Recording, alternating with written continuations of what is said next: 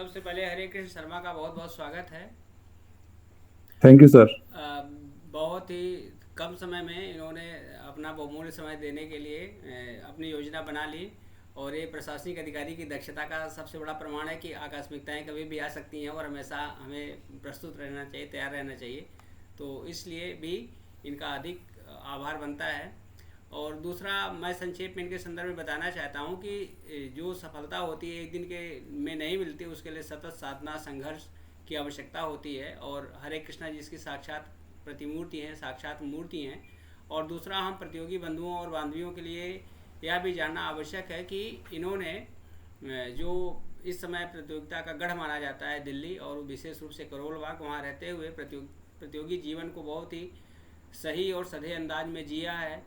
और तमाम जो थपेड़े हैं उसको सहे हैं, और उसके आगे फिर इन्होंने अपनी यात्रा तय की है। तो वो ढेर सारे जो सफलताओं और असफलताओं के अनुभव है, ये इनके हृदय में बिल्कुल गहराई से बैठा हुआ है। तो उन सब चीज़ों को भी ये साझा करेंगे आप सबसे। लेकिन यहाँ पर सबसे जो आवश्यक चीज़ है, जो जिसको प्रथम वरीयता दी जानी है, वह अभी हमारी प्रारंभिक परीक्षा है जो निकट भविष्य में होने वाली है। उसके संदर्भ में जो प्रश्न हैं मैंने हरे कृष्णा जी को प्रेषित कर दिया था, इन्होंने देखा भी होगा।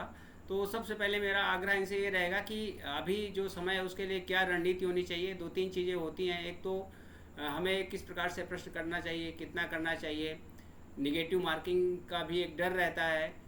अगर दो विकल्प आ रहे हों और दो ना आ रहे हों तो फिर 50-50 का प्रयोग कैसा करना, किस प्रकार से करना चाहिए, ये सारी की सारी उलझने हम सबके मस्तिष्क में रहती हैं। और आप उन सब से होकर के निकले हैं, यहाँ पर पहुँचे हैं, तो निश्चित रूप से आप उन सबको बखूबी जानते हैं। इसलिए इन सब बिंदुओं पर चर्चा करिए। बस सीधे अधिक समय न लेते हुए आपकी तरफ जो संचालन है इसको मोड़ रहा हूँ। तो सबसे पहले क्या क्या आवश्यक चीज़ें इनके संदर्भ में बताएं। हरे कृष्णा जी, एक बार पुनः बहुत बहुत स्वागत है। Thanks sir. आप सभी एस्पिरेंट्स का स्वागत है। सर बता चुके हैं मेरे बारे में काफ़ी, और हर एक इंसान का पार्ट एंड पार्सल होता है स्ट्रगल। तो मैं कोई नया नहीं हूँ। आपका मुझसे भी जब बड़ा स्ट्रगल होगा तो आप स्ट्रगल से मत डरिए, बिकॉज स्ट्रगल हर एक स्टेज पे होता है, पहली बात। दूसरी बात, अभी 50 से करीब 55 दिन है आपके एग्जाम में।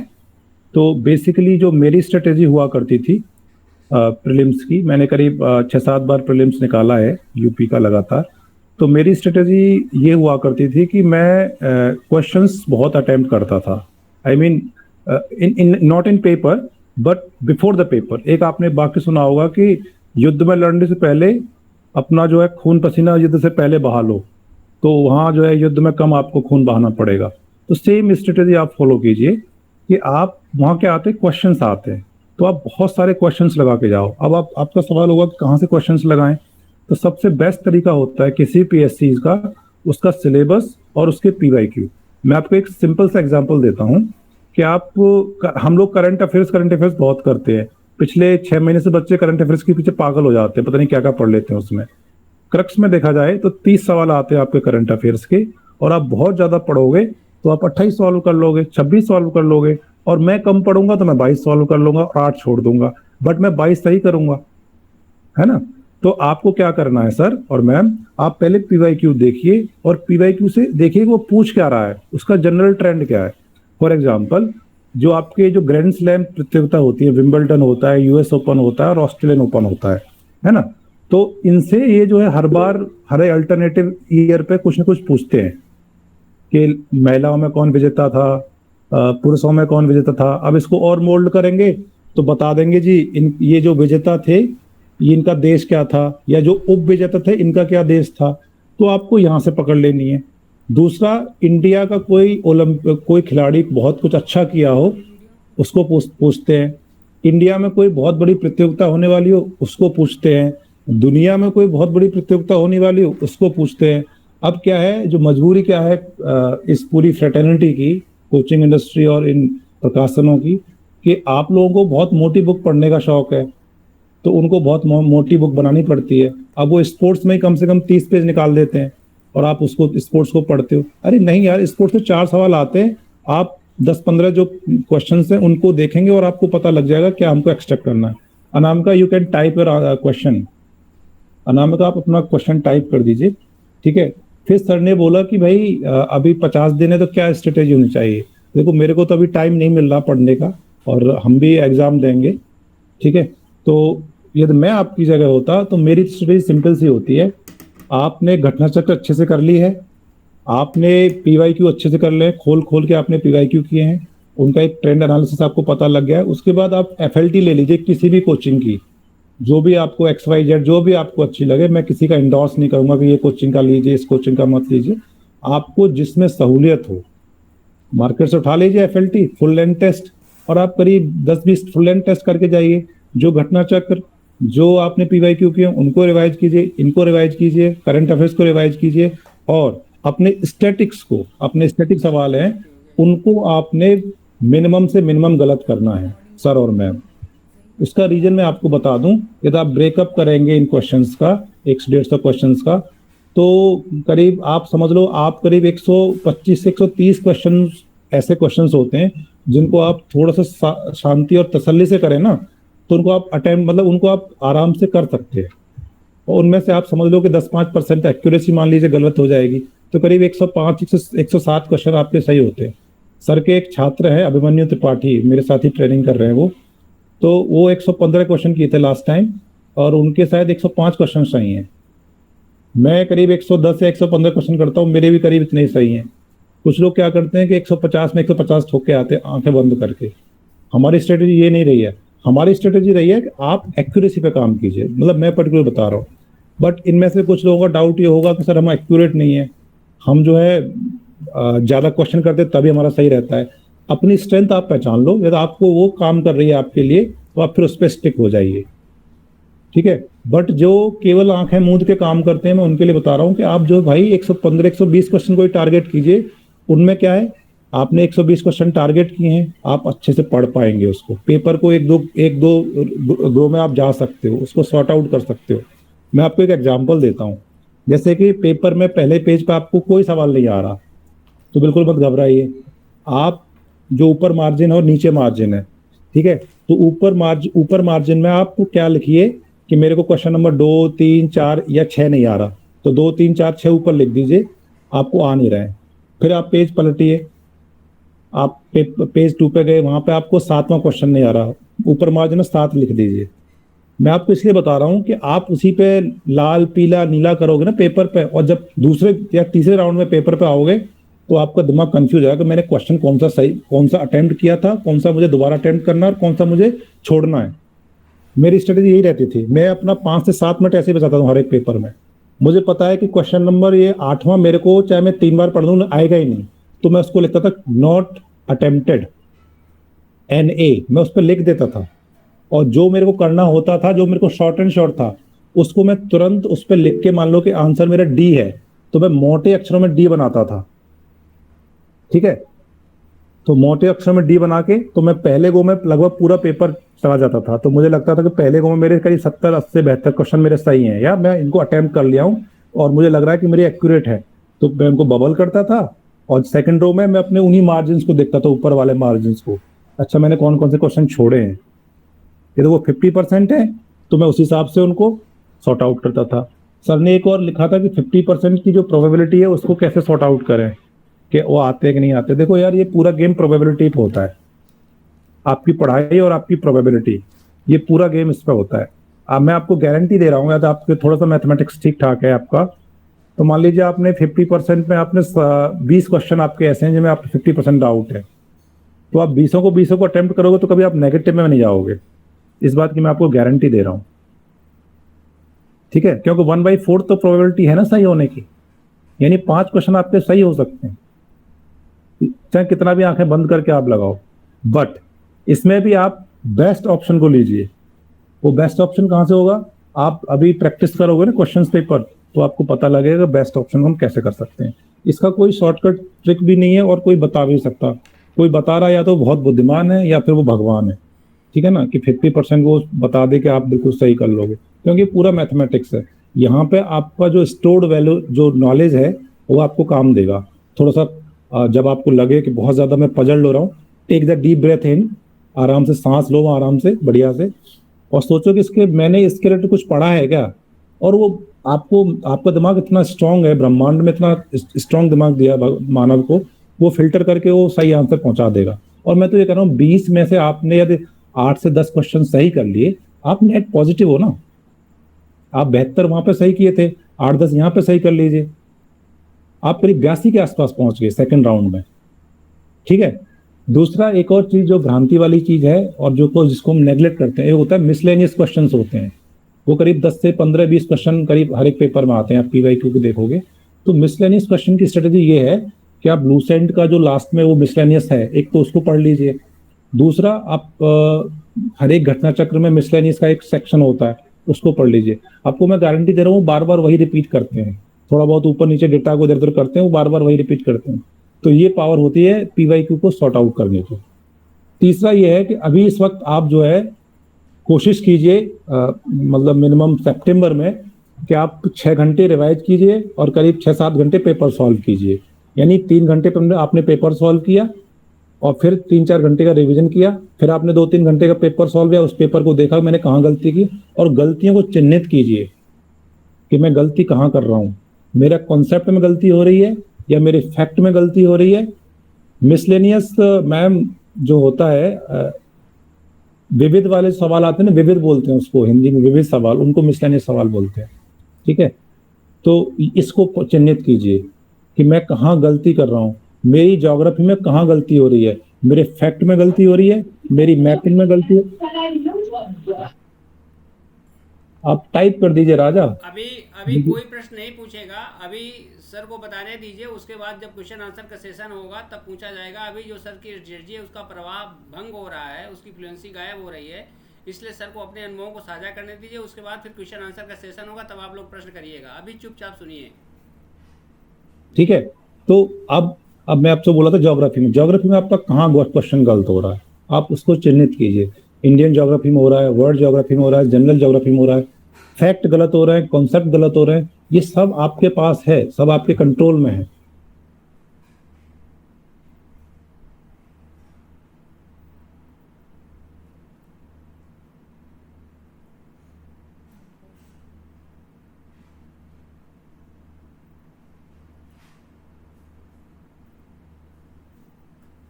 यहाँ से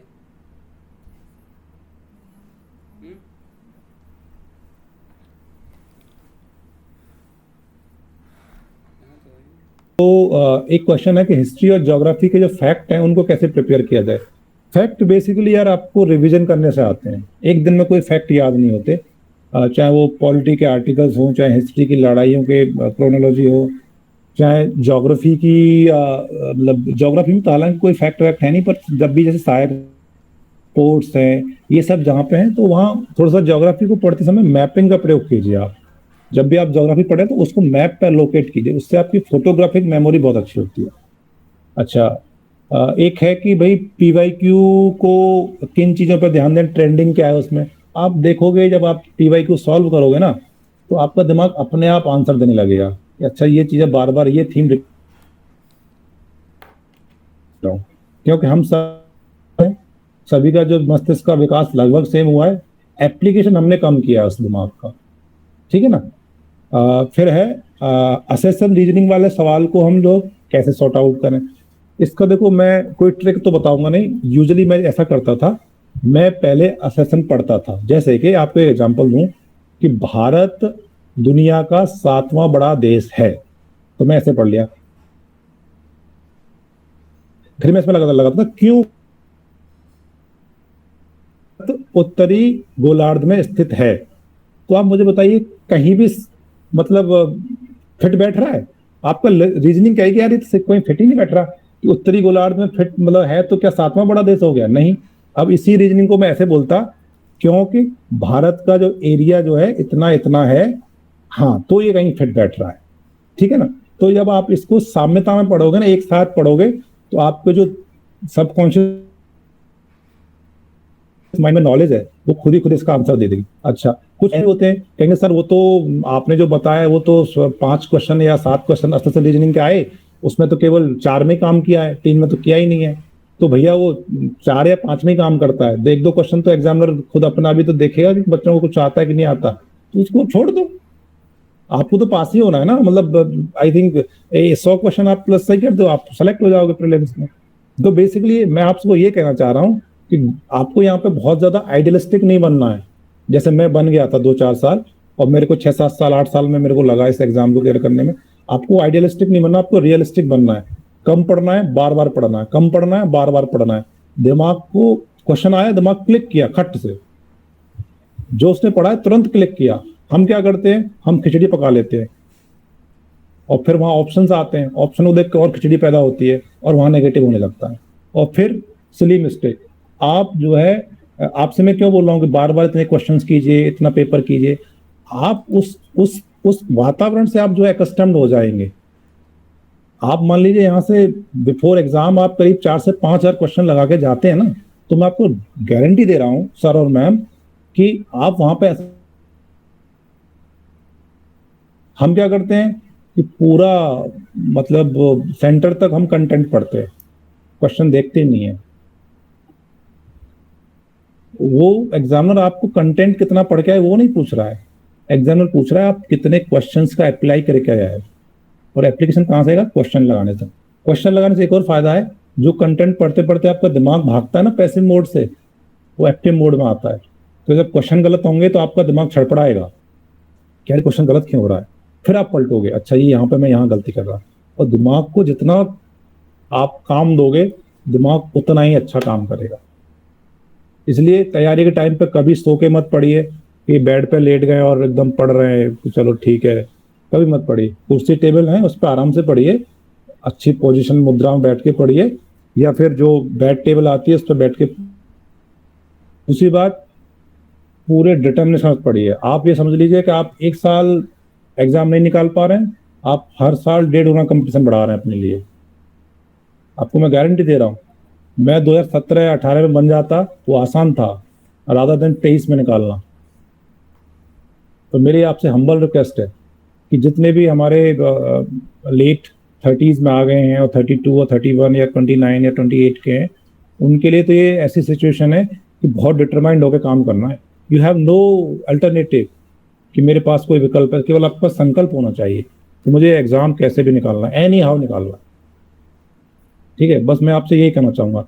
तीसरा एक और सवाल जो आप लोगों ने पूछा था कि घटना चक्र और लूसेंट क्या एनफ है। देखिए, ये एनफ होता, दुनिया में कुछ एनफ होता नहीं है। दुनिया ना तो कुछ ब्लैक होती ना कुछ व्हाइट होती, दुनिया दोनों के बीच में होती है। तो एग्जाम भी दुनिया का ही पार्ट है। तो यहाँ पे ये मैं ये नहीं कह सकता कि आप जी से घटना चक्र पढ़ लो और लूसेंट पढ़ लो तो आप पक्का निकाल दोगे। मैंने आपसे बोला है, आप अपना युद्ध की स्तर की तैयारी करो। युद्ध जीतना और न जीतना वो ऊपर वाले का है। आप युद्ध के लिए अच्छे से प्रिपेयर करो, आप उसकी प्रोसेस को बेस्ट कैसे कर सकते हैं। अब मैं आप मान लो मैं आपको बोल दूं घटना चक्र एनफ है और कोई बंदा एनसीईआरटी पढ़ के एनसीईआरटी से निकाला तो उसके क्या वो एग्जाम नहीं निकालेगा? निकालेगा। वो आपके ऊपर डिपेंड करता है ना, आप घटना चक्र पढ़ रहे हो कि एनसीईआरटी पढ़ रहे हो। अब जैसे मेरी स्ट्रेटेजी क्या है, मैं तो एनसीईआरटी का बॉक्स आइटम ही पढ़ के जाता हूँ।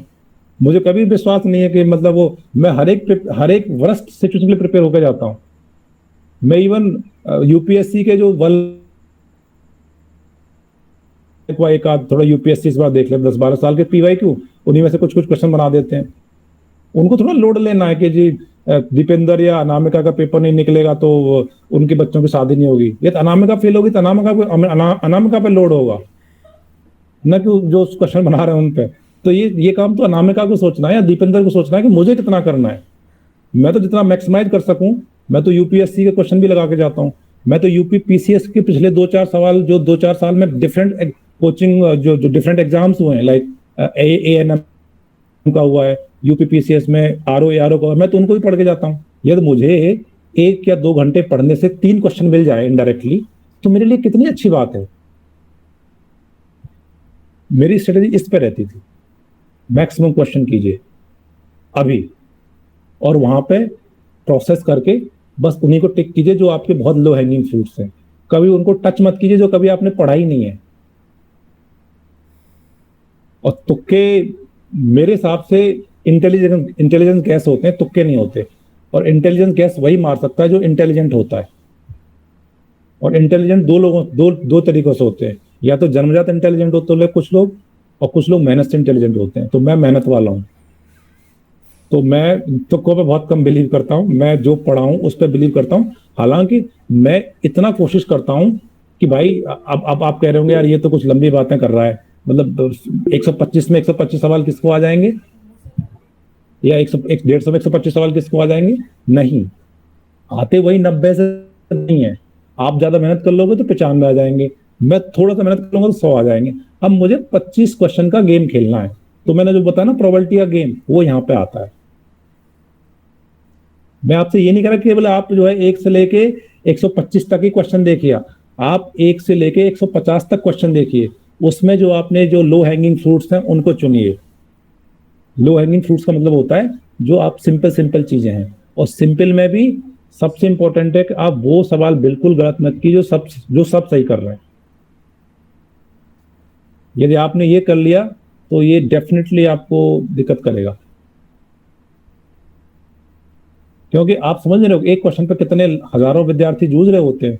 और मैं ऐसा व्यक्ति हूं कि एक आपने किस्सा सुना होगा कि कबूतर बिल्ली के सामने आंखें बंद कर ले तो क्या बिल्ली कबूतर को खाएगी? नहीं। यानी कि यदि हम हकीकत से आंखें मूंद लें तो क्या हकीकत खत्म हो जाएगी? नहीं। तो आप हकीकत में जिए। मैं आपसे बोल रहा हूं इस बार यूपी पीसीएस में बहुत भयंकर कंपटीशन है। आप चाहे इलाहाबाद में हो, चाहे दिल्ली में हो, चाहे आप कहीं भी हो, बिकॉज लाइक यूपी पीसीएस तो मेन छोटा भाई है यूपीएससी का। ये सारे स्टेट को स्वागत करता है। राजस्थान के आओ, हरियाणा के, इवन हरियाणा के तो टॉपर होते हैं हमारे यहाँ पे, समझ में आया? तो भैया ये मतलब आप इस माइंडसेट से इस गेम को खेलिए। Is not a easy task, and मैं आपको डरा नहीं रहा हूँ, आपको मैं समझा रहा हूँ। तो ये 50-55 दिन है, इनमें आप ऐसे जियो अपनी लाइफ को कि आपने कभी लाइफ जी नहीं हो। एकदम तन्मयता के साथ पढ़िए। आपको नींद आ रही है, थोड़ा सा झप्पी मार लीजिए, पढ़िए जरूर। ये नहीं कि आज दो दिन पढ़ लिया, 4 दिन की मटर गश्ती मार ली, या फिर ऐसे नहीं, ऐसे सिलेक्शन नहीं होगा। आपको प्रॉपरली 55 दिन पढ़ना होगा। आपने देखा होगा, even I am the testimony of this. मैं प्रीलिम्स से पहले 7 दिन पहले मैं प्रीलिम्स पढ़ के जाता हूँ, मेरा प्रीलिम्स हो जाता है। तो आपको क्या लगता है मैं भगवान हूँ कि मुझे मतलब भगवान जी कहते हैं देखो इसका आंसर ये होगा? नहीं, मैंने इतनी मेहनत कर ली उसमें पास्ट में। मेरे घटना चक्र के नोट्स रेडी हैं, मैं लूसेंट को 2-3 बार पढ़ चुका हूँ, और मैं पीवाईक्यू भाई साहब इतना करता हूँ, मैं हर अटेम्प्ट में पीवाईक्यू लगा के जाता हूँ। और मैं इस बात की गारंटी दे रहा हूँ पीवाईक्यू वो रिपीट मारते हैं, केवल थीम चेंज करते हैं। आपको एक एग्जाम्पल दे रहा हूँ मैं। 22 में आया था कि वो मिलान थे कि पंजाब में कितनी राज्यसभा सीटें हैं, आंध्र प्रदेश में कितनी राज्यसभा सीटें हैं, महाराष्ट्र में कितनी हो। सेम क्वेश्चन को उन्होंने स्टेट सेम रखे और उनकी विधानसभा से मैच करा दिया। तो मैं उतना होमवर्क करके जाता था, एक सवाल में 2-3 क्वेश्चन बनाता था, कैसे इसमें और क्या पूछ सकता है, और कौन कौन से स्टेट के बारे में पूछ सकता है। अच्छा ये सिमिलर स्टेट है जिनका आकार सेम सा है, इनकी जनसंख्या को पूछ सकता है क्या, इनके एरिया को पूछ सकता है क्या? तो इसको बोलते हैं एक्टिव मोड पर तैयारी करना। ठीक है। अब एक और सर ने पूछा था कि हिस्ट्री बहुत गलत होती है आपकी, है ना? तो मैं आपको बोल चुका हूँ history is not a low hanging fruit in UP PCS exam. Sir भी जानते हैं कि आप हिस्ट्री जितना पढ़ो यूपी पीसीएस में हिस्ट्री तो अच्छा बनाते हैं, और बनाते क्या है वो? बता मुझे, कुछ अच्छा बनाते हो? हिस्ट्री अच्छा बनाते हैं, और उसी पे आप लड़ाई लड़ रहे हो उनसे। अरे उनको, वो उनका क्षेत्र है, छोड़ दो उनके लिए। वो गुरुजी का सम्मान करो जो हिस्ट्री बना रहे हैं, और उनसे 25 में से उनको कहो 12 सर गुरुजी आपके सम्मान के लिए, 12 हमारे सम्मान के लिए। आप भी खुश रहो, हम भी खुश रहे, हम रेस्ट पेपर कर रहे हैं। ठीक है। तो हिस्ट्री का तो सोल्यूशन ही हो गया। ये हिस्ट्री ना मेंस में अच्छा सा कीजिए, प्रीलिम्स में ज्यादा नहीं। और ये गलती कभी मत कीजिए कि हिस्ट्री की घटना चक्र अभी मत उठा लीजिए। अभी जो छोटी घटना चक्र है, एनवायरमेंट घटना चक्र, ज्योग्राफी घटना चक्र, इकोनॉमिक डेवलपमेंट और पॉलिटी 4 कर लो बढ़िया से, और जनरल साइंस 5 कर लो, अच्छे से कर लो खोल के। और साथ में इनके करंट अफेयर्स भी देखते जाओ। 2-2 घंटे डेली करंट अफेयर्स पढ़ो। ये नहीं कि पूरा सुबह से लेकर शाम तक करंट अफेयर्स पढ़ रहे हैं कि घटना चक्र भी पढ़ ली, घटनाचार भी पढ़ ली, स्टडी आईक्यू भी पढ़ लिया, 2-4 और पढ़ लिए, फिर 4-6, फिर क्या बनाओगे भाई? क्या करंट अफेयर से बनोगे क्या पहलवान? नहीं। करंट अफेयर से आप अपनी, क्या होता है ना कि सोने पर सुहागा आ जाता है, सोना पर होता है स्टैटिकली। ठीक है। एक और सर ने पूछा कि कन्वेंशन बुक को कितनी बार पढ़ा जाए? उतनी बार पढ़ाए जब तक आपको कंटस्ट ना हो जाए, जब तक आप सेलेक्ट ना हो जाए। सिंपल सवाल है। भाई जब तक पढ़ो जब तक आप सेलेक्ट ना हो जाओ। ये तो ना कहे कि मैं दो, भाई कोई बंदा तेज है तो 4 बार पढ़े, कोई बंदा बहुत तेज है वो 1 बार में पढ़ लेगा, और कोई बंदा मेरी तरह डफर या फूलिश टाइप का या फिर थोड़ा गधा टाइप का तो मैं 20 बार पढ़ूंगा, क्योंकि मुझे भी डीएसपी बनना है, एसडीएम बनना है, उसको भी बनना है। अब हमारे बैच में आईआईटीएन भी है, हमारे बैच में बीए पास भी है, और हमारे बैच में एक फ्रांस से भी पढ़ के आया है तो सारे डीएसपी। सिंपल देखो ना। तो ये सर और आपने कुछ, मैं 1 मिनट देखता हूँ, कुछ क्वेश्चंस मैंने नोट किए थे, उनको और देख लेता हूँ। हाँ, ये एक समीक्षा अधिकारी के वो और था कि समीक्षा अधिकारी का पेपर आने वाला है। तो देखिए, समीक्षा अधिकारी का जो मेरा जहां तक अनुभव है वो बहुत अच्छा नहीं है ना। मैं 2 बार दिया हूँ मेंस और दोनों बार फेल हो गया हूँ, तो इसको सर किसी और से करा देंगे, है ना। इसमें मैं, अच्छा, पुलिस विभाग में कोई प्रशिक्षु कार्यरत हैं तो हमारे बैच का ही होंगे, तो मैं उनको पूछ लें, मेंस के लिए मैं बता दूंगा उनको मेंस के टाइम पे। जीएस पेपर 5 और पेपर 6 के लिए मेजर सोर्स क्या है ना, और कितने महीने का करंट अफेयर्स पढ़ना हितकर रहेगा। एआरओ और पीवाईक्यू का तो मैंने आपको बता दिया है। तो जीएस पेपर 5 और पेपर 6 के लिए देखिए, कोई मैं आपसे ये नहीं कहूंगा कि आप ये बुक ले लो या ये बुक मत लो, नहीं तो वो ये होगा कि सर जो है इस चीज का प्रचार कर रहे हैं ना। अभी मैं देखूं तो कोई ढंग की बुक तो आई नहीं है। आप सिंपल देखो तो आप उसका जो सिलेबस है ना, पेपर 5 पेपर 6 का, उसको थोड़ा ढंग से गूगल करो और कोई एक मनपसंद बुक ले लो जिसमें आपका मन रम जाए। किसी को दृष्टि में मन रम रहा है, किसी का सृष्टि में मन रम रहा है, किसी में मन रम रहा हो, वो एक बुक ले लो और साथ में अपना सिलेबस रेडी रखो, गूगल करो अच्छे से। साथ में up.gov.in की वेबसाइट पर जाओ और वहां पे जो डिपार्टमेंट है उनकी स्कीम को थोड़ा गूगल कर लो। ठीक है, एक ये हो गया। फिर आपका एक सवाल है अंतिम रिवीजन को स्थिति। देखिए, अंतिम रिवीजन का यही है कि रिवीजन को मतलब मैं तो ये कहूंगा कि रिवीजन को प्रॉपर टाइम दीजिए, आप अभी से रिवीजन कीजिए, है ना, और अंतिम समय तक रिवीजन कीजिए। क्योंकि जब तक आपको नहीं पता, मैं मतलब हो सकता है ये स्ट्रेटजी मेरी गलत हो, बट मैं जब भी प्रीलिम्स देने जाता हूं तो मेरी स्ट्रेटजी ये रहती है,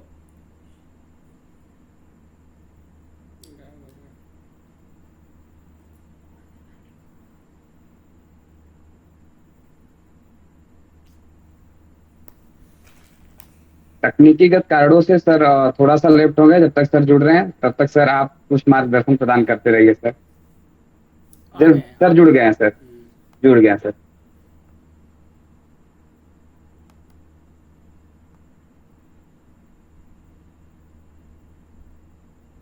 आवाज नहीं आ सर रही। प्लीज आप अपना माइक ऑन कर लीजिएगा। सोनू सर।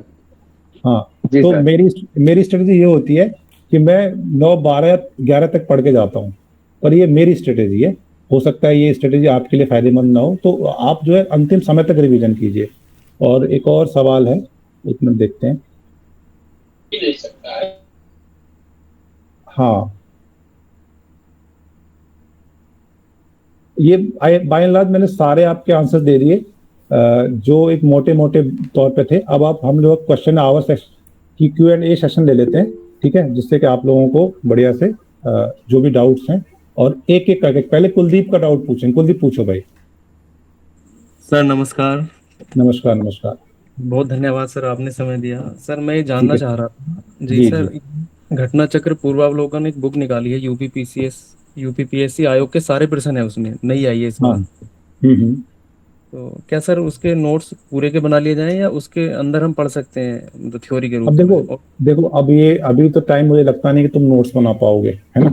वो 50 दिन है, तो मैं ये कहूंगा कि इसी को बार बार रिवाइज करो जितना और एक एक क्वेश्चन को उसको, जैसे मान लो कि इनकी खास बात क्या होती है घटना चक्र वालों की, कि ये कुछ एक्सप्लेनेशन बहुत अच्छी देते हैं। मान लो एक एक्सप्लेनेशन दे देंगे और उसी पर कहेंगे पूर्ववत देखें, पूर्ववत देखें, पूर्ववत देखें, पूर्ववत देखें। तो मेरा एक हम्बल रिक्वेस्ट यही है कि जो ऑप्शंस दिए हैं ना उनको यदि उसमें एक्सप्लेनेशन न दिया हो, मान लो कि आपको वो सवाल आता है कि मैं आपको एग्जांपल देता हूं कि मैं बोलूं कि भाई ये बताओ कि इनमें से कौन सा जो है नाटक जो है भारतेंद्र हरिश्चंद्र ने लिखा था, तो मैंने लिख दिया भारत दुर्दशा, गबन गोदान एंड ऑल दिस लिख दिया, ठीक है। तो आपको पता है भारत दुर्दशा मतलब भारतेंद्र हरिश्चंद्र ने लिखा, बट आपको 3 नाटक आप स्किप नहीं कर सकते हो, उनको भी देखो ये किसने लिखे थे, इसको भी देखो कि भारतेंद्र हरिश्चंद्र क्या थे, कहाँ पैदा हुए थे और क्या क्या किए थे, हंस पत्रिका इन्होंने निकाली थी क्या, ये सब करो। इस असली तैयारी यही होती है। मेरा बैटरी 10% है, थोड़ा चार्जिंग पर लगा लेता हूँ मैं। और पूछो भाई, पूछो जल्दी जल्दी। अनामिका कौन पूछा? महिमा मिश्रा। एक बार औपचारिकता के प्रश्न पूछे, नमस्ते प्रणाम की कोई आवश्यकता नहीं है, सीधे प्रश्न हाँ, जिससे समय की सीधे प्रश्न आओ, सीधे प्रश्न पूछो, पूछो पूछो पूछो, पूछिए। सर एक मेरा ही रह गया था सर, जैसे बड़ी हाँ। वाली घटना चक्र आती हैं, सारे पार्ट्स अलग अलग आते हैं, क्या इनके पीवाईक्यू के नोट्स बनाए जाएं या फिर ये जो आयोग वाली है जिसमें सारे आयोग के प्रश्न है यूपी वाली, उनकी ही बनाई जाती है सर, ये जानना था। देखो यार, उसमें क्या है, दोनों के अपने अपने प्रोज एंड कॉन्स होते हैं। तुम सारे जो मोटी मोटी वाली उसमें सारे और जितने भी एमपी, छत्तीसगढ़, बिहार, सबका एक पूरा मिक्सचर मिल जाएगा, आईएएस का भी इवन मिल जाएगा, है ना। और ये आयोग वाला, ये तो मैंने बता ही दिया, पीवाईक्यू टाइप का हो गया ये तो, ठीक है ना। तो आई विल रिकमेंड कि अभी तुम नोट्स मत बनाओ, क्योंकि अभी 50 दिन है, इनको एक 2-4 बार गो थ्रू कर लो, और जो तुमको लग रहा है कि मैं भूल सकता हूँ, उनको पॉइंटर बना लो उनके, मतलब आपके 10-20-50 पेज में आपका सारा कुछ हो जाना चाहिए मेरे हिसाब से, क्योंकि आई थिंक आप आरओ के लिए, जैसे आरओ का एग्जाम है तो उसके लिए सोच रहे थे कि बड़ी वाली से बनाए या छोटी वाली से, उसमें 3.5 महीने। अभी किसको टारगेट कर रहे हो, आरओ या पीसीएस को? आरओ को टारगेट कर रहे हैं सर, तो उसके लिए अभी तो फिर पीसीएस हो जाने दो, उसके बाद एक मैं सेशन और ले लूंगा आरओ के लिए, और नहीं तो आरओ के लिए सर एक अच्छा सेशन करा देंगे, जो ऑलरेडी आरओ सेलेक्टेड है, मैं पीसीएस सेलेक्टेड हूँ ना। आरओ में मैं बहुत अच्छा परफॉर्म नहीं कर पाया। आरओ के संदर्भ में हम विस्तृत रणनीति बताएंगे अभी, और फिलहाल चाहे आरओ हो चाहे पीसीएस हो, जो यूपी का पीवाईक्यू है उसको आप सब लोग ठीक से देख लीजिए, वो अधिक फ्रूटफुल रहेगा। अगला प्रश्न और पूछिए, और किसको पूछना है? हेलो। हाँ हेलो। यस नमस्ते सर। हाँ सर, ये बताइएगा कि एनसीईआरटी के भी नोट्स बनाने हैं या सिर्फ जस्ट उसको बुक को पढ़ लें और अंडरलाइन कर लें? देखो अभी तो मैं ये नहीं कहूँगा कि आप नोट्स बनाइए, it's not a time for notes making. Notes making में उनके लिए बोल रहा हूँ जो अभ्यर्थी अगली बार सीरियसली अटेम्प्ट दे रहे हैं। अभी जैसे आपका अटेम्प्ट इस बार है और आप उस ब्रैकेट में हो कि नहीं है, मुझे निकालना ही है ना। इसमें कुछ ऐसे भी होंगे कि अभी हम जस्ट एंट्री किए हैं, तो एंट्री लेवल पे मैं उनको तो मुझे गाइड एंट्री लेवल पे भी करना है कि जिससे उनको ज़्यादा समय ना लगे, ठीक है। तो अभी आप कहीं के नोट्स मत बनाइए, आप क्या कीजिए, पॉइंटर बना लीजिए उनके, आपको लग रहा है कि मैं भूल सकती हूँ चीज़ें, तो पहले 1-2 बार रिवाइज कीजिए। जब रिवीजन के बाद आपके पास शेष बच जाए कि यार ये मैं बार बार गलत कर रही हूँ, तो उसके नोट्स बनाइए। अभी फिलहाल किसी के नोट्स मत बनाइए, है ना। ठीक। मेरा पॉइंट ये है कि आप गौरव अपना प्रश्न रखिए।